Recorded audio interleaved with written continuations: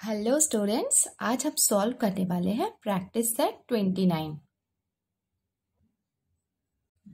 तो ये कुछ इम्पॉर्टेंट फॉर्मूलाज है जिसको मैंने लिख लिया है। अगर आप इसको समझ जाएं और इसको प्रॉपरली यूज करेंगे तो आपके सारे सम्स आप सॉल्व कर सकते हैं। तो इसको मैंने लिखा है लॉ ऑफ इंडिसेस। इसका जो फर्स्ट फॉर्मूला आपको दिख रहा होगा, यहाँ पे आप देख सकते हैं m और n दोनों इसकी पावर है। एक ब्रैकेट के बाहर एक ब्रैकेट के अंदर है। अगर ऐसे कंडीशन में आपको क्या करना है, दोनों पावर्स को आपस में मल्टीप्लाई करना होता है। सेकेंड आपने देखा है, ये हमने यूज किया है प्रैक्टिस सेट 27 में। a raise to the power m into a raise to the power n होती है। तो बीच में दोनों रैशनल नंबर के बीच में अगर मल्टीप्लाई है तो हम इनके पावर्स को ऐड करते हैं। और ये हमने प्रैक्टिस सेट 28 में देखा था कि अगर डिवीजन का साइन है तो हम इनके पावर्स को सब्ट्रैक्ट करते हैं, और अगर मल्टीप्लाई का साइन है तो हम इसके पावर्स को ऐड करते हैं। और अगर पावर क्या है, नेगेटिव है, और उसको हमको पॉजिटिव इंडिसेस में कन्वर्ट करना है तो हम उसके इनवर्स लिख सकते हैं। अगर a raise to the power minus m है तो हम उसका इनवर्स लिख सकते हैं, like 1 upon a raise to the power m। यहाँ पे आप देख सकते हैं ये नेगेटिव है, और अगर हम उसका इनवर्स लिखेंगे तो हम उसको एक पॉजिटिव इंडिसेस में कन्वर्ट कर सकते हैं। नेक्स्ट जो फॉर्मूला है वो है a upon b raise to the power minus m है। अगर ऐसा क्वेश्चन आएगा और इसको पॉजिटिव इंडिसेस में कन्वर्ट करना होगा तो यहाँ पे भी हम इसका इनवर्स लिखेंगे और इसके पावर को हम पॉजिटिव में कन्वर्ट कर सकते हैं। जैसे आपने देखा a अपॉन b है तो यहाँ पे हमने इसका इनवर्स लिखा है, b अपॉन a लिखा है, और ये जो इसका पावर है उसको हमने पॉजिटिव पावर में कन्वर्ट कर दिया है। सिंगल रैशनल नंबर होगा तो हम उसका इनवर्स 1 अपॉन करके लिख सकते हैं और पावर को पॉजिटिव इंडिसेस में कन्वर्ट कर सकते हैं। तो प्रैक्टिस सेट 29 में जो फॉर्मूला हम यूज करने वाले हैं वो है नंबर 1, नंबर 4 एंड 5। तो हमने प्रैक्टिस सेट 29 का फर्स्ट क्वेश्चन लिख लिया है, सिंप्लीफाई। तो हमारा फर्स्ट क्वेश्चन है 15 अपॉन 12। इसके पावर आपको दिख रहे हैं कि 3 भी एक पावर है और एक बाहर एक पावर है, दैट इज 4। अब इसको हम कैसे सॉल्व कर सकते हैं, तो मैंने आपको ये फॉर्मूला बताया था कि अगर 2 पावर्स होंगे तो हम उनके पावर्स को मल्टीप्लाई करते हैं। तो द सेम फॉर्मूला यहाँ पे हम अप्लाई करने वाले हैं, जिसमें हम इनके पावर्स को क्या करने वाले हैं, मल्टीप्लाई करने वाले हैं। तो चलो अब हम स्टार्ट करते हैं। ये हम लिख सकते हैं इक्वल्स टू 15 अपॉन 12। अब हम इसके पावर्स को मल्टीप्लाई करेंगे तो ये हो जाएगा 3 इंटू 4। अभी नेक्स्ट स्टेप में हम इसके पावर को मल्टीप्लाई कर लेते हैं। तो ये हो जाएगा 3 4 ज़ा 12, और ये हो जाएगा हमारा आंसर। तो हम यहाँ पे ब्रैकेट में हमने जो फॉर्मूला यूज किया है वो भी लिख लेते हैं। तो ये फॉर्मूला हमने इसको सॉल्व करने के लिए यूज किया है, तो ये भी हम यहाँ पे लिख लेते हैं। और बच्चों, मैं आपको पहले भी बता चुकी हूँ, अगर क्वेश्चन सिंप्लीफाई होगा तो आपको यहीं पे स्टॉप करना है, इसको फर्दर मल्टीप्लाई नहीं करना है। अगर क्वेश्चन होगा फाइंड द वैल्यू, देन आपको क्या करना होगा, जैसे जो नंबर है like raise to the power 12 है तो आपको 12 टाइम मल्टीप्लाई करना है। बट यहाँ पे हम इसको यहीं स्टॉप करते हैं because the question is simplify, not to find the value. हम अपना सेकेंड क्वेश्चन सॉल्व कर सकते हैं। ये हम लिख सकते हैं 3 raise to the power 4 into -2 है ना। जो फॉर्मूला हमने अप्लाई किया है वो हम लिख लेते हैं यहाँ पे, a raise to the power m to the power n is equals to a raise to the power m into n। मतलब इसके पावर्स को हम मल्टीप्लाई करने वाले, तो हम इसको मल्टीप्लाई कर लेते हैं। तो 3 रेज़ टू द पावर हो जाएगा 4 2 ज़ा 8, तो आंसर हो जाएगा -8। अब हमारा क्वेश्चन नंबर 3 है वो हमने लिख लिया है। अब इसको हम सॉल्व करते हैं। तो ये हो जाएगा 1 upon 7 raise to the power -3 into 4। हम इसके पावर्स को मल्टीप्लाई करने वाले हैं। फॉर्मूला को हम लिख लेते हैं। फॉर्मूला हमने अप्लाई किया है वो हमने यहाँ पे लिख लिया है। अब हम इसको मल्टीप्लाई कर सकते हैं। तो ये हो जाएगा 1 upon 7 raise to the power 3 4 ज़ा 12। तो इसका आंसर हो जाएगा 1 upon 7 raise to the power -12। Question number 4 अब हम सॉल्व कर लेते हैं। तो इसको हम लिख सकते हैं 2 upon 5 raise to the power -2 multiply by -3। तो हम इसके पावर को मल्टीप्लाई कर लेते हैं और ये ब्रैकेट में हम फॉर्मूला लिख लेते हैं जो हमने अप्लाई किया था। तो ये हमने फॉर्मूला जो अप्लाई किया है वो हमने यहाँ पे लिख लिया है। अब हम इसको फर्दर सॉल्व करते हैं। तो ये हो जाएगा 2/5, इसको हम मल्टीप्लाई करेंगे तो ये हो जाएगा 2 3 ज़ा 6। अभी दोनों सेम साइन में है, इसके लिए जो प्रोडक्ट होगा वो क्या होगा, एक पॉजिटिव नंबर होगा और ये हो जाएगा हमारा आंसर। क्वेश्चन में हम इसको सॉल्व करेंगे और लिखेंगे 6 raise to the power 5 × 4 is equals to, ये हो जाएगा 6 रेज़ टू द पावर 5 4 ज़ा 20।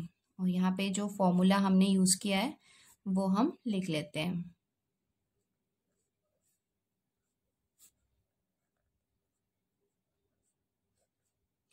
और ये हो जाएगा हमारा आंसर। क्वेश्चन नंबर 6 हो जाएगा 6/7 रेज़ टू द पावर 5 × 2 और ये ब्रैकेट में हम फॉर्मूला लिख लेते हैं a raised to the power m whole raised to the power n is equals to a raised to the power m into n। तो ये एवरी टाइम हमको लिखना ही है जो फॉर्मूला हमने अप्लाई किया है। तो अब हम इसको मल्टीप्लाई कर लेते हैं तो ये हो जाएगा 5 2 ज़ा 10, 6/7 रेज़ टू द पावर 10, ये हो जाएगा हमारा आंसर। नेक्स्ट क्वेश्चन हम सॉल्व कर लेते हैं तो ये हो जाएगा 2/3 रेज़ टू द पावर -4 × 5। इसको हम सॉल्व कर लेते हैं तो हमारा आंसर हो जाएगा 2/3 रेज़ टू द पावर 5 4 ज़ा 20, ये हो जाएगा -20। 20 क्यों है, क्योंकि दोनों साइन यहाँ पे डिफरेंट है, इसके लिए हमने यहाँ पे आंसर लिखा -20। फॉर्मूला भी जो हमने यूज किया था वो भी हम लिख लेंगे। नेक्स्ट क्वेश्चन हम सॉल्व कर लेते हैं तो ये हो जाएगा 5/8 रेज़ टू द पावर 3 × -2 और फॉर्मूला हम यहाँ पे लिख लेते हैं। अब ये लिख लेते हैं, हम इसको मल्टीप्लाई कर लेते हैं तो ये हो जाएगा 5/8 रेज़ टू द पावर 3 2 ज़ा 6, है ना, तो ये हो जाएगा -6। नेक्स्ट क्वेश्चन हम सॉल्व करते हैं तो ये हो जाएगा 3/4 raise to the power 6 × 1 and formula हम यहाँ पे लिख लेते हैं equals to a raised to the power m × n। अभी नेक्स्ट स्टेप में हम इसको मल्टीप्लाई कर लेते हैं 3/4 रेज़ टू द पावर 6 1 ज़ा 6 और ये हो जाएगा हमारा आंसर। ये हमारा लास्ट क्वेश्चन है तो ये हो जाएगा 2/5 रेज़ टू द पावर -3 × 2 और हम यहाँ पे फॉर्मूला भी लिख लेते हैं a raised to the power m to the power n is equal। Now next step में हम ये मल्टीप्लाई कर लेते हैं तो ये हो जाएगा 2/5 रेज़ टू द पावर 3 2 ज़ा 6, इसका आंसर हो जाएगा 2/5 raise to the power -6। Second question है write the following numbers using positive indices. मतलब ये जो नंबर्स दिए हुए हैं इनको हमको पॉजिटिव इंडिसेस में लिखना है। तो ये काफ़ी इजी है और इसके लिए मैंने आपको जो फॉर्मूला बताया था वो हम फिर से एक बार देख लेते हैं। तो ये फॉर्मूला मैंने आपको बताया था, अगर a/b raise to the power -m है और अगर हम उसको पॉजिटिव इंडिसेस में कन्वर्ट करना चाहते हैं तो हम इसका इन्वर्स लिखने वाले हैं। तो यही सेम हम अप्लाई करने वाले हैं क्वेश्चन नंबर 2 में। तो ये काफ़ी इजी है, बस इसका इन्वर्स हमको लिखना है। तो इसका इन्वर्स हो जाएगा 7/2। मतलब जो डिनोमिनेटर के प्लेस पे है वो हमको न्यूमरेटर में लिखना है और न्यूमरेटर को डिनोमिनेटर के प्लेस पे लिखना है। तो ये हमने लिख लिया और इसके पावर को हम पॉजिटिव इंडिसेस में कन्वर्ट कर सकते हैं और ये अप्लाई किया है वो भी हम यहाँ पे लिख सकते हैं। अभी हमने ब्रैकेट में लिख लिया है जो हमने यूज़ किया है। अब हम नेक्स्ट क्वेश्चन सॉल्व करते हैं। सेकेंड क्वेश्चन है 11/3 रेज़ टू द पावर -5। तो इसका इन्वर्स हो जाएगा 3/11 रेज़ टू द पावर 5 और जो फॉर्मूला हमने अप्लाई किया है वो हम लिख लेते हैं a/b raise to the power -m is equals to b/a raise to the power m। Question है 1/6 raise to the power -3।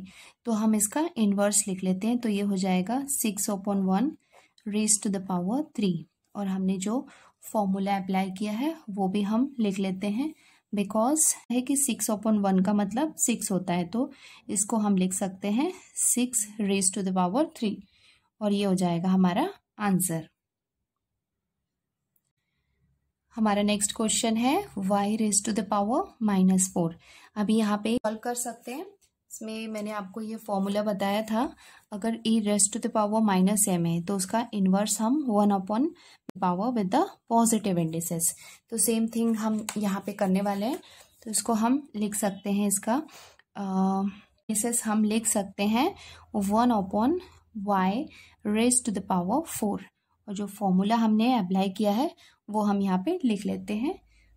Raise to the power -m is equals to 1/a raise to the power m और ये हो जाएगा हमारा answer.